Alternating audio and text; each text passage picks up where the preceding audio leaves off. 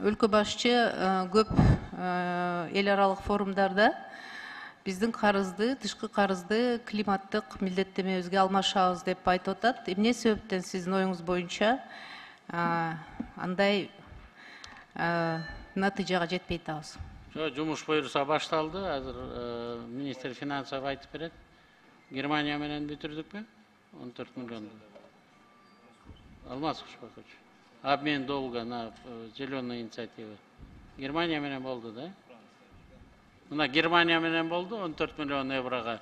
Баягы урматтуу Франциянын президенти Миттеран менен жолукканда алар да колдойбуз деди. Ой,